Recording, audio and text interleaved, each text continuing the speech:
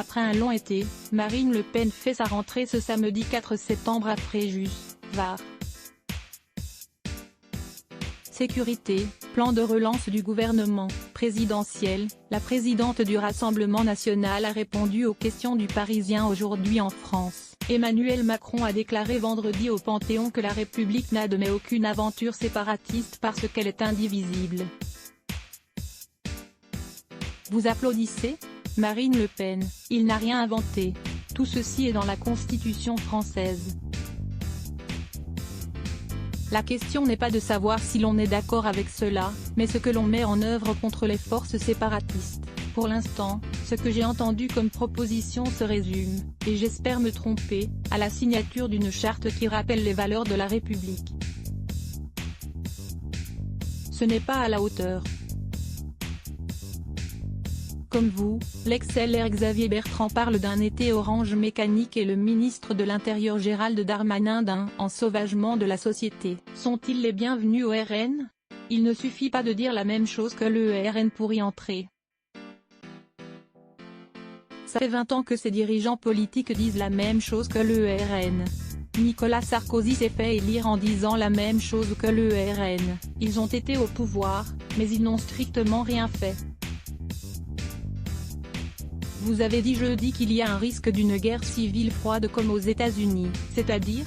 Newsletter politique et chaque jour, l'actualité politique vue par le Parisien. Je m'inscris. C'est un concept qui a été développé par Steve Schmidt, l'ancien directeur de campagne du républicain John McCain et par le journaliste Carl Bernstein, au sujet de la montée en puissance aux États-Unis d'une forme de guerre raciale.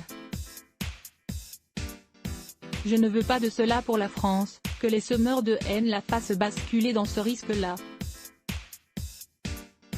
Je crains la contagion dans notre pays de cette guerre civile froide, mais la République, pour peu qu'elle soit respectée dans ses principes, est assez puissante pour s'y opposer. Vous avez diffusé jeudi une vidéo sur les 150 ans de la République, avant Macron.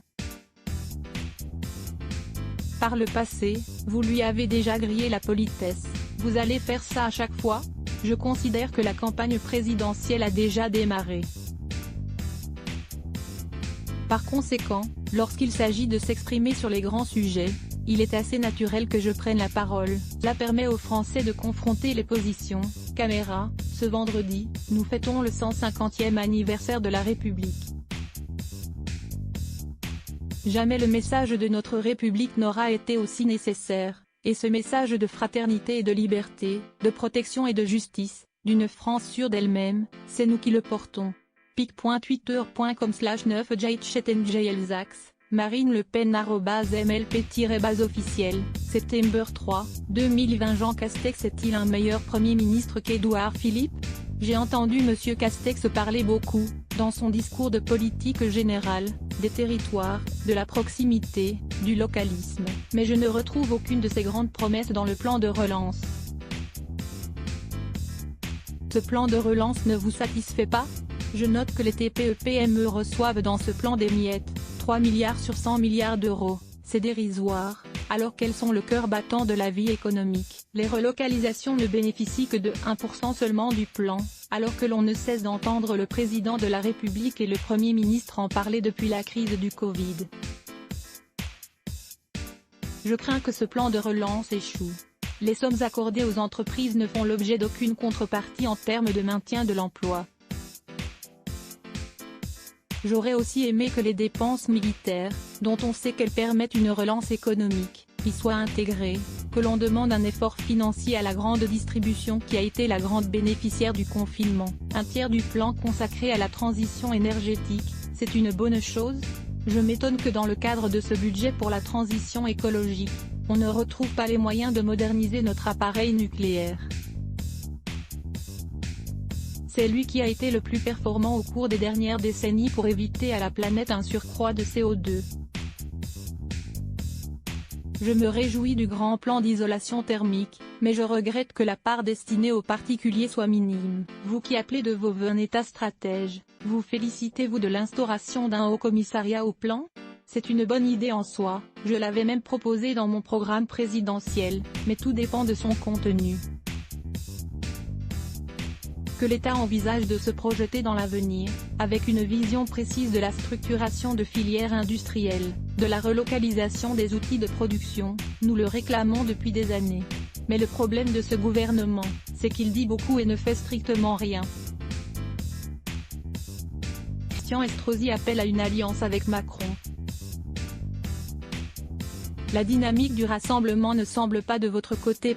Il se passe surtout ce j'avais prévu. LR n'en finit plus de s'effondrer et le peu qu'il en reste est en train d'imploser. Une partie suit Emmanuel Macron, avec lequel ils ont une grande proximité idéologique. Ça a été M. Darmanin, Monsieur le maire et, aujourd'hui, c'est Monsieur Estrosi. Les autres, ceux qui s'opposent à la politique de Macron, nous rejoindront. François Baroin pourrait renoncer à être candidat. Cela vous surprend? Non. Parcours, idée. C'est le frère jumeau d'Emmanuel Macron, il aurait eu du mal à se différencier. Vous craignez davantage que le candidat de la droite soit Xavier Bertrand? Il vous a déjà battu au régional en 2015. Je ne crains personne. On ne peut sérieusement comparer une élection régionale et nationale. Ce que je constate, c'est que les LR sont face à une désaffection profonde de leur électorat, 8% aux élections européennes. Ils n'ont pas de leader naturel et plus rien à dire ni à proposer, ils continueront leur implosion. Allez-vous quitter la présidence du RN et quand?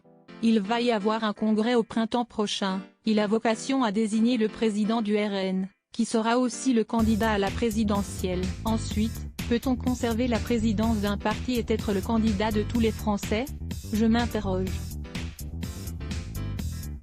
Vous allez être candidate à la présidentielle pour la 3e fois, les Français ne vous ont pas fait confiance 2 fois.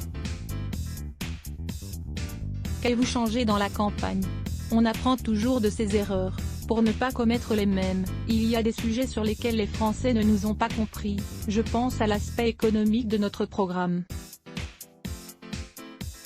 On va s'atteler à expliciter aux Français, aux chefs d'entreprise, aux chefs de TPE, de PME, aux professions libérales ce que l'on souhaite. Il y a aussi d'autres sujets comme la santé, la fiscalité, l'éducation que nous allons approfondir et porter à leur connaissance.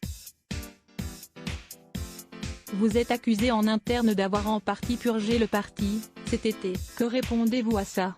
Ce sont des accusations absolument ridicules. Les modifications régulières des instances, c'est sain, ça participe de l'oxygénation du parti. Les gens qui ont quitté la commission d'investiture avaient très peu de temps à y consacrer. Let's block ADS. Why?